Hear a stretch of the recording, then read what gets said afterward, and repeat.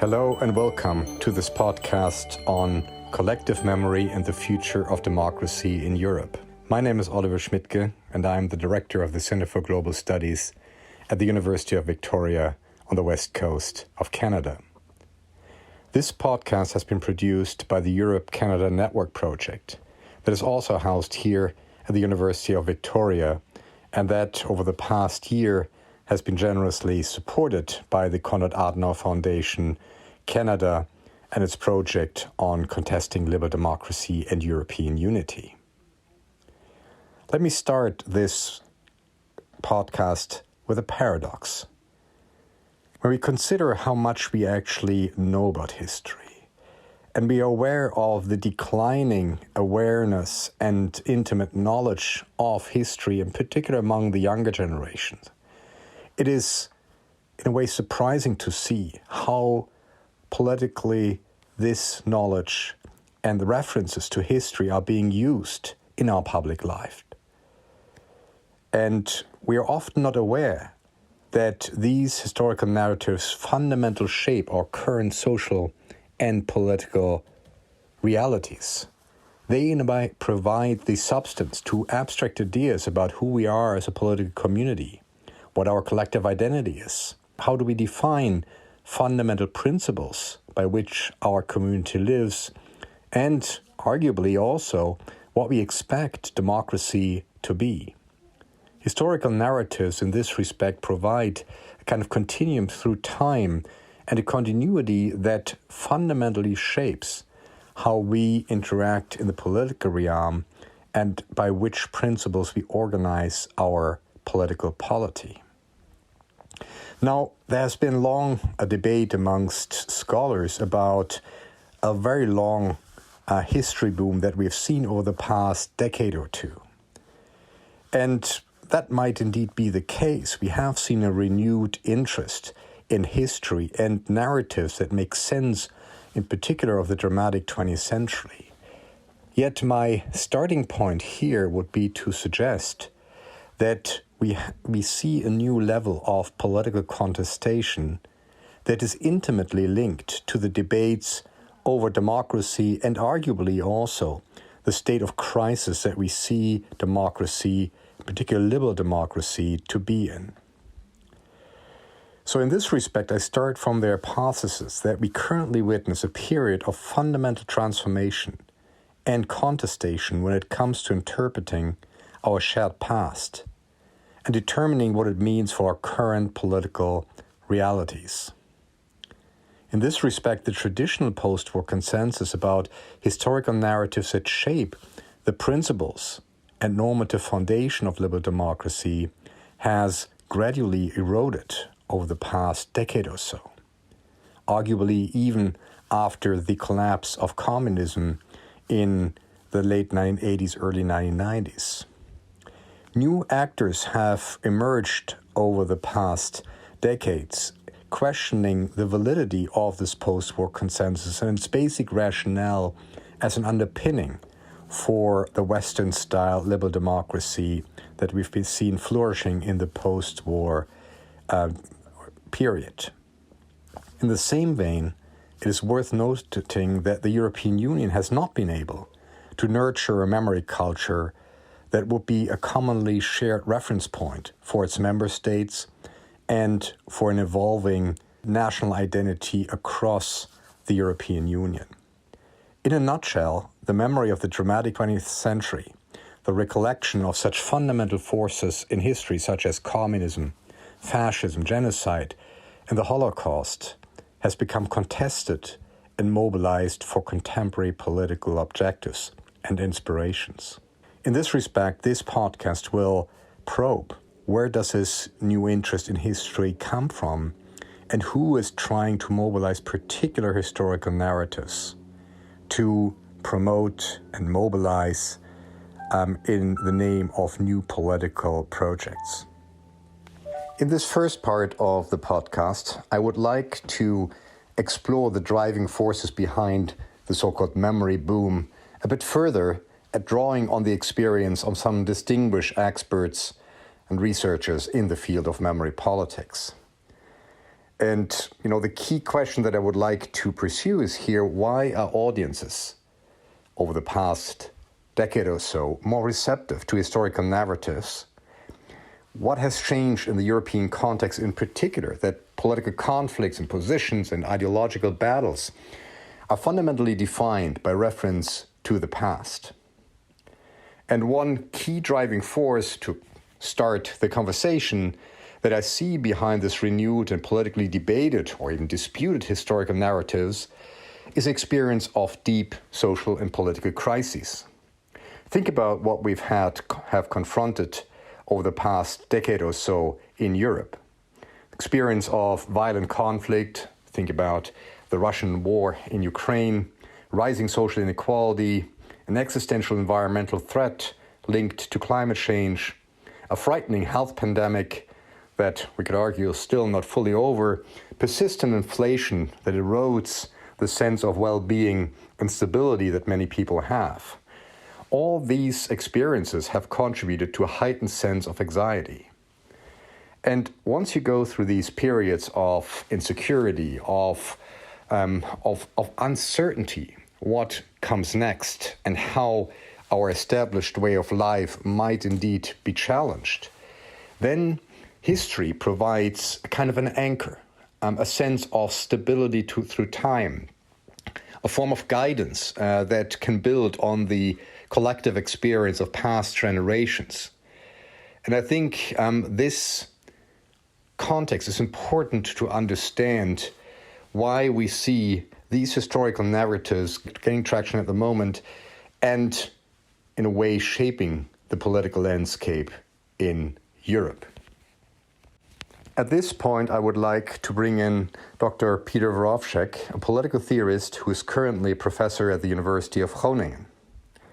In his interpretation, he links contested memory politics to the challenges that, in particular, Central Eastern European societies have experienced. And he links the return of history in defining political preferences to the collective experience of hardship endured in particular after the collapse of communism, the rise of inequality, the social uncertainty that came with the regime change.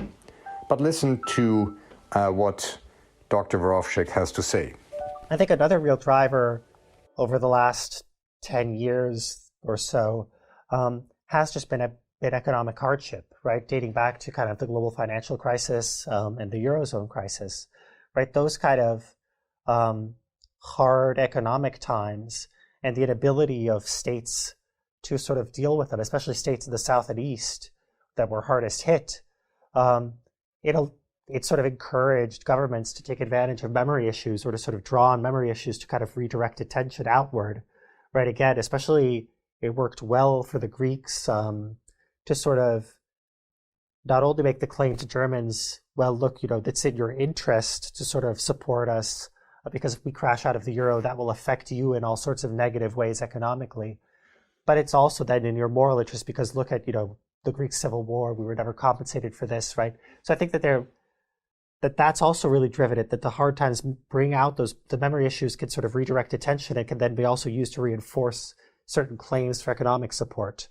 So I think that that's also kind of that guilting and again, the competition for victimhood, those kind of things are more likely to come out during times when sort of the economics falter during wars and other conflicts. So I think this sort of, especially over the past decade, the economic situation really has been a driver of that.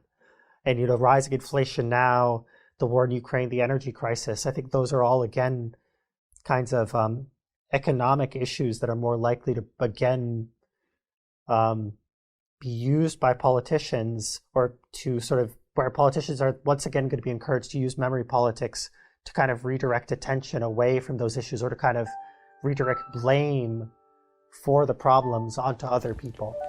One key element that Dr. Vorowczyk has pointed out here is this competition for victimhood, or describing current hardship with a relationship to past injustices, with images of what has been done wrong to a nation or to a particular group, the urge to address these past injustices with respect to current realities, and a need to, in a way, find people who are responsible for this sense of suffering, that collective suffering that is deeply inscribed into a nation's or a social group history. So here we see how history can be mobilized, historical narratives, to put current contemporary realities into perspective and in a way give the claims associated with feeling badly treated, with being exploited, with being suppressed, more weight. Now let's bring in another scholar, Dr. Duvili Budriti from Georgia Gwinnett College, who is a professor of political science and a specialist on Central Eastern Europe. And she links memory politics to yet another dimension of this transformation and the crisis that have hit hard, in particular this part of the European continent. And while Dr. Woroszek focuses in more on the social economic transformation that post-communist societies have undergone, but not only, also in Western Europe, what we see with Dr. Budriti is that she looks at the identity formation, that those countries have changed in the post-communist context, the very sense of who they are as a nation, a sense of describing a collective national identity, and in filling, in a way, the void of living in a sovereign nation states that was so long dormant and suppressed under Soviet domination. I think I'll also draw on my own work. I did, with my colleague Erika Resende, we did a project on crises and memory politics. And needless to say, 21st century, there's no shortage of crises that we can tell, right? And specifically, I mean, I myself was very interested in the impact of 2013-2014 crisis in Ukraine and also the current war, right? I mean, this is a real war. This is not just a crisis, right?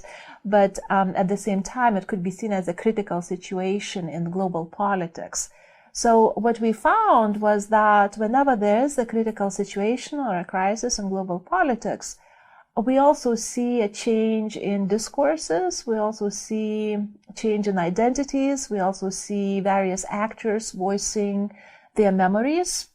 So, for example, in the case of Ukraine, 2013-2014, it became very clear and very visible the voices of women, for example. It also the voices of Crimean Tatars and their narrative about genocide. So it was all in a sense related to these major systemic changes that were taking place in Ukraine, right? The democratization, but also occupation of Crimea by Russia, also the outbreak of fighting in eastern Ukraine in 2013-2014. It was all related to memory politics, new discourses, new identities. And it's also true that it was also related to strengthening of fighting and suffering narrative in Lithuania, right? Once the crisis in Ukraine broke out, 2013-2014, memories about anti-Soviet partisans in Lithuania were revived, right? And very true when we're talking about the war of 2022, I think it's not surprising that it's bringing back the memories of World War II. And especially if we're looking at relations between Ukraine and Russia, we see that memory wars and real wars are definitely interrelated, right? So I think, long story short, I think that there are structural reasons why we see the rebirth of memory politics, and no lack of crises, no lack of traumas in the 21st century brings back those memories from the past and produces those new discourses to try to address and understand the current situations. It is worth underlining how fundamental the challenges have been in the transformation of the post-Soviet part of Europe. Old frictions that were hidden or buried under the weight of the Cold War came to the fore again. The territorial reorganization of this part of Europe had tremendous effects on terms of ideological confrontations and the return of history, framing current experiences in light of what collectively the peoples of Central Eastern Europe had endured during the 20th century. And clearly, when we talk about memory politics, it is not only a matter of ideological confrontation and ideas about the future and the very notion of what a political community entails. It also has to do with crude power politics. And Dr. Budriti just referred to how memory is being mobilized in the territorial or imperial dreams of Russia when they, and in particular, Putin mobilizes the idea of a repeat of the 20th century in which Russia then claims to defeat so-called Nazis or right-wing extremists in Ukraine, trying to insinuate that Russia's military aggression can be compared to the Great Patriotic War of the 20th century in which the Soviet army defeated Hitler. So here you see a kind of a revisionist way of using history for legitimizing the first major battle and war on European territory since the Second World War. And very distinctly, we see historical narratives being also strategically being used for legitimizing crude power politics and, as I suggested, trying to justify warfare and conquest in Ukraine. At this point, let us bring in Sergei Yakelchik, who's a professor in the history department at the University of Victoria and a researcher who has worked extensively on the history of Ukraine and the Soviet Union. On the issue of the memory boom in today's Europe, I think it's important to understand that some political scientists and philosophers have been talking for decades about the end of history. It became a convenient metaphor, even so the field basically objected to it. But what was meant in there was, of course, the end of an ideological world, the end of the world in which the states would use ideology and historical memory to mobilize their populations against each other. It seemed for some time to me, as well as the others, that the notion of democracy itself didn't need to be supported by patriotic historical memory. It was supported by the memory of the victims and the memory of those of the saviors, essentially, in Europe.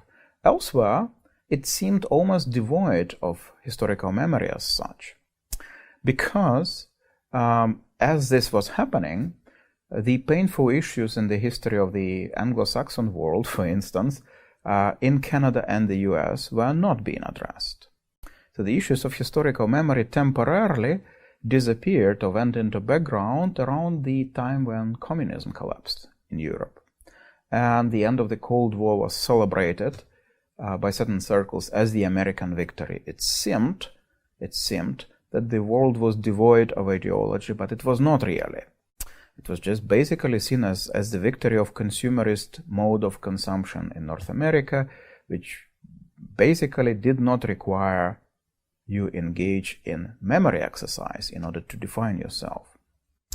And of course, the reaction to that came, and the reaction came in very different forms in Europe and in North America.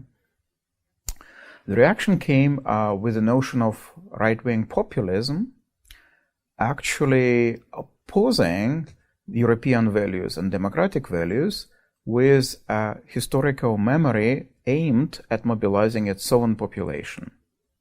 So history was brought back intentionally, politically, in order to fight democracy. And I find it extremely problematic and painful, actually. What Dr. Yakelchik points out so vividly is how closely tied historical narratives, their mobilization in public discourse, can be to political power, to the justification of those who try to also crush democratic opposition. I think what we've seen unfold in Russia is a good example of this, how an authoritarian leader uses established historical narratives that resonate with the Russian population. The myth about, or the idea, narrative of the Great Patriotic War, the justified war against Hitler Germany, to then in a way, cement his role on top of Russia's political hierarchy and the conquest in Ukraine. With this link between political power and historical narratives, we come to the second part of this podcast, which is the exploration of how these historical narratives inform our images, our understanding of democracy. In Europe, we seem to have a shared understanding what democracy is, but yet, if you look more closely, these ideas about democratic rule, about holding those in power to account, proper ways of governing a country, they can be quite different. And they reflect also collective experiences and the selective commemoration of history. So in this second part of the podcast, we try to explore how collective memory and our popular notions of democracy, and thus also the guidelines by which those in power try to rule a country, are intimately linked. At this point, I would like to bring back Dr. Vorovshik, who has studied competing notions of democracy in Central Eastern Europe and Western democracy. And as we will see, there are very distinct ideas about what kind of rights would need to be protected, how democracy should express the will of the people. Democracy is not a form of governance that is written in stone. It historically evolves and it reflects different expectations, collective experiences, and desires expressed by those who exercise their democratic rights. So I think that there's a really actually close connection between memory and democracy. Particularly, I think there's a really close connection between memory and any sort of substantive, any sort of these abstract ideas that we have that need to be made substantive. And in particular, I think sort of memory shapes how we fill this very abstract idea of democracy with content. And in particular, what democracy means in any given context.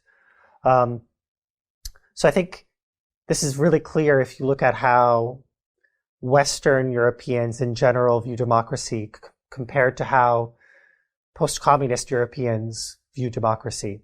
In the West, the image of democracy really comes right out of the crimes of the Holocaust and fascism, where the primary issue that occurred during the Third Reich was the massive expropriation of human rights from individuals, which was kind of a necessary precondition for sort of mass killings in the gas chambers, right? In order to kill those people, you had to take away their rights first. And the worry is, right, that, those kind of things can be done in a majoritarian democracy. Right? Hannah Arendt famously, in The Origins of Totalitarianism, talked about the possibility that a given community could quite democratically vote to take away the rights of a group within itself. And so what you get in sort of Western Europe after World War II is a conception of democracy that is really based on democracy as protecting fundamental rights and sort of restraining the amount of power that voters have to sort of, through these majoritarian mechanisms, actually take away rights, right? So that's a very kind of this constrained image of, negative or liberal democracy, where democracy is fundamentally about the protection of certain kinds of rights. By contrast, in post-communist Europe, the image of democracy is very different, because although there were rights violations in the East during communism, the primary experience of the people was the loss of sort of domestic control, the loss of popular sovereignty, which was perceived to have been sort of handed over not only just to the Communist Party in the state, but more generally to the Communist Party in Moscow, where sort of all of the important decisions were ultimately made. And if sort of the local parties did not sort of follow the decisions that were made in Moscow, then the tanks would sort of roll into your country, right? The Red Army would come in to ensure that they were. And so in the aftermath of 1989, democracy in that part of the world is not associated with sort of the protection of rights with liberal democracy, but with the ability to make your own decisions. So with popular sovereignty, and in particular, sort of with national sovereignty. And so I think that that shows really well how there's a really close connection between memory and how we conceptualize democracy. And I think it also explains why Western and Eastern Europe, or even in the institutions of the EU and Eastern Europe, are at loggerheads about what democracy really means. Is democracy about separation of powers and rights protection, right? This kind of juridical model that the EU has, or is democracy about popular sovereignty, about majoritarianism, about making your own decisions? Dr. Vorowczyk points to a critical juncture in European politics and the imaginary that has been used to depict what a proper role of nationalism, patriotism, and democratic rule should be. With the collapse of communism, in particular in Central Eastern Europe, we have an emergence of a new idea about how to interpret the 20th century and what democratic rule should be in this context. In this competing narrative, the Holocaust, the genocide in Europe, the extreme form of nationalism and racism are no longer the anchor on which to build the dominant notion of what democracy ought to do. Instead, there are new forms of popular sovereignty that are built on the notion of regaining independence from external tutelage, and more specifically, the shared experience of Soviet rule in Central Eastern Europe. At first sight, it might look like a scholarly debate on whether fascist dictatorships could be equated with the communist ones when it comes to commemorating the 20th century. Yet these forms of battles over the proper interpretation of history are also ways of describing current affairs, current political realities. Here it is worth noting that the European Union, in spite of its best efforts, hasn't been able to come up with an authoritative European memory culture that could provide also a common reference point for its member states to define national identity and the project of democratic rule in light of the challenges that has been met and the trauma that has been inflicted upon these countries in the past. To explore this theme further, to look at the link between historical narratives and the current state of democracy in Europe, at this point I would like to bring in Dr. George Soroka, lecturer on government and assistant director of undergraduate studies at Harvard, into the conversation. With his expertise on Central Eastern Europe and the history of transformation after the collapse of communism, he can provide us with quite a unique interpretation of how popular narratives that have emerged after the collapse of communism have also informed and legitimated a particular approach to governance, to expectations of popular sovereignty, and the state of democracy in Central Eastern Europe. With the expansion of the EU, particularly in 2004, the really large expansion where the 8 new post-communist countries joined the EU, you had something that happened that really changed the way memory politics in Europe were playing out. So one of the implicit goals of getting these countries into the EU was that they also recognize more overtly the role of the Holocaust. And this is a very good thing in many ways. And for the most part, they did. But then countries like Poland, like Slovakia, like Czechia, they turned around and they said, well, you have to also recognize the suffering that we endured, particularly the suffering under the communist regime. This was actually one of the most formative events in my lifetime, was when I went to Poland as a much younger man, but about 20 years ago now, and found a distant relative of my wife, and he still had, the pillboxes, the German pillboxes in his field. He was a farmer. And I asked him what it was like under, he was a much older man. I asked him what it was like under German occupation and Soviet occupation. He said Germany was bad, but the Soviet Union was worse. And that's such a different narrative than what we in the West, certainly what I, as someone from the United States, was used to. So once these countries joined the EU, many of them started trying to have this other narrative recognized. So this equivalency, what Hannah Arendt called the twin totalitarianisms. But the connection here to memory laws is, I think, memory, and particularly its legislative embodiment, has been really weaponized. So it's gone from something that's meant to help you avoid societal taboos to something that's in political play, particularly by nationalists, by right-wing parties. And we've really seen the shift. We've seen the people pushing for memory laws shift from the political left, so trying to make this noxious memory, let's say, of Nazism inaccessible politically in the present day, to having what I call in my own work prescriptive memory laws. So having memory laws put into place surrounding events that maybe don't have yet a full societal consensus around them, as a means of competing in the political process against opponents on the other side of the ideological spectrum.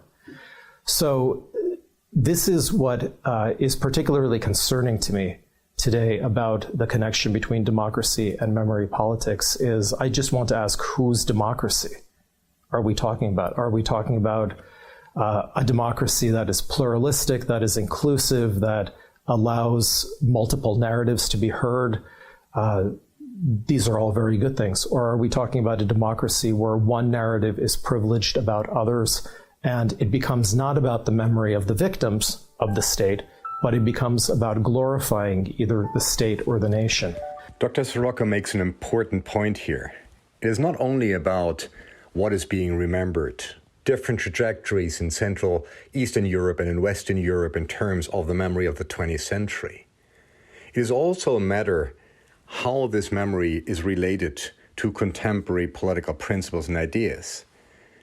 So if you have a memory that focuses primarily on the victims of history, the forms of genocide and the implications for human rights, for example, in the wake of Nazi Germany and the Holocaust, it's very different what this means for national identity and also democratic procedures, institutions, and rights compared to a more heroic version of the national past that primarily looks at glorifying what the national community has achieved and tries to neglect or minimize any human rights violations or any major wrongdoings in the history of the nation.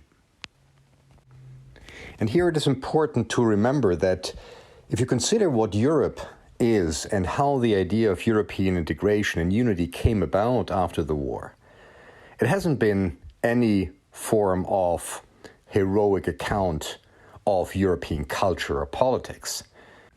Rather, also with a view to Europe's political imaginary after the war, the continent was rebuilt in form of a recognition of utter failure, of having failed to prevent genocide, to having failed the emergence of a kind of exclusionary nationalism and racism on the continent.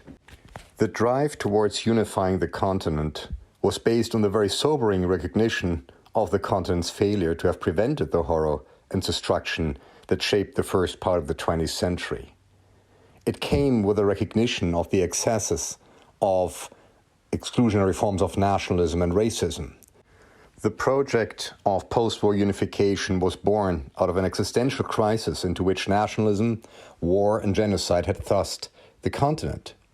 So one way of reacting to this was to build a form of liberal democracy fundamentally committed to its protection of minorities and a system that would protect the integrity of the democratic regime.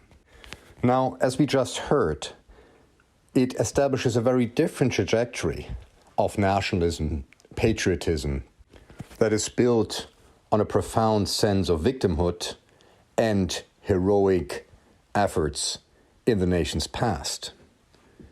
And this is what we've seen in countries like Poland and Hungary, that in their efforts to rebuild national identity and sovereignty have resorted to a more heroic account of what the political community of the nation state has endured and achieved. There is the immediate danger that such an account of historical narratives is prone to fostering a more aggressive form of nationalism, a move away from the commitment to a common unified European idea, and also to empowering a leadership that claims to single-handedly or exclusively pursue the interest of the people, portraying the opposition or the external other as potential enemies of the people. This last point brings me to the concluding part of this podcast. Clearly what we've seen is that collective memory has been used, weaponized for political purposes, yet not only along an East-West divide. Indeed, what we see is a resurgence in nationalism and populism across the European continent, in the West and in the East, a political force that prominently and not surprisingly uses historical narratives to bolster its political claims and nationalistic aspirations.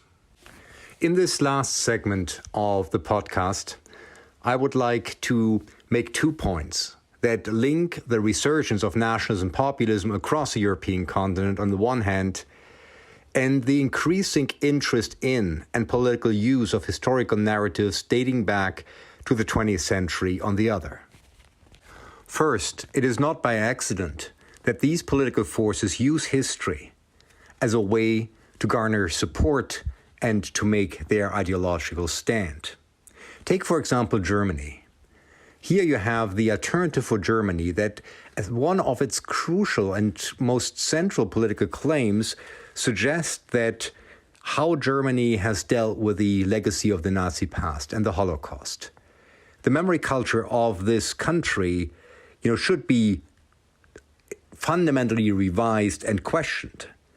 They describe this memory culture as outdated, self-derogatory, as, how can you possibly see your own national past in a shameful way?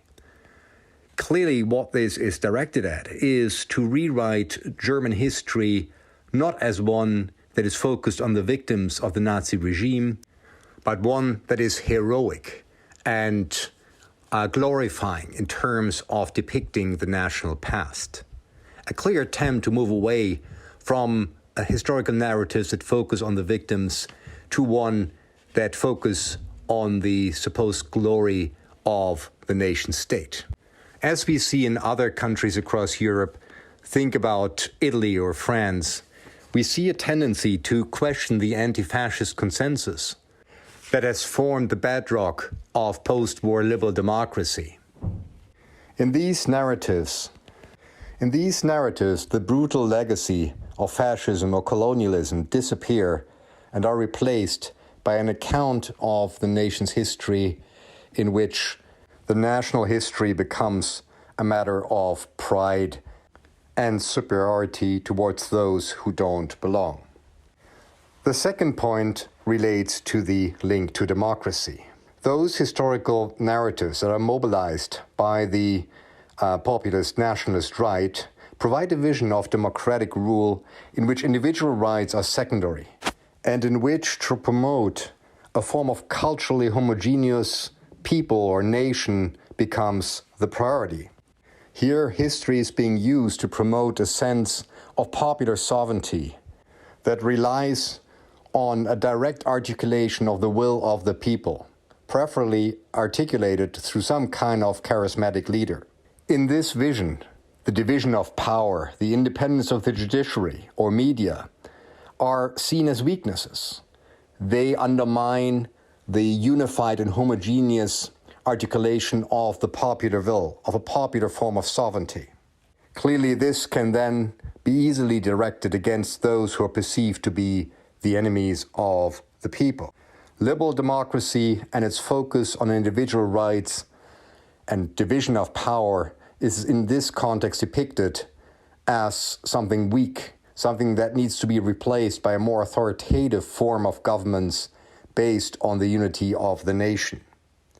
It is in this fundamental way that memory politics speaks to the fate of democracy, in particular liberal democracy as it has evolved in the post-war period, mostly in Western Europe. At this point, we could go back into history and see when democratic regimes were threatened, under which circumstances they were robust enough to withstand the lure of authoritarianism. But yet, this would be for another podcast. Thank you for listening.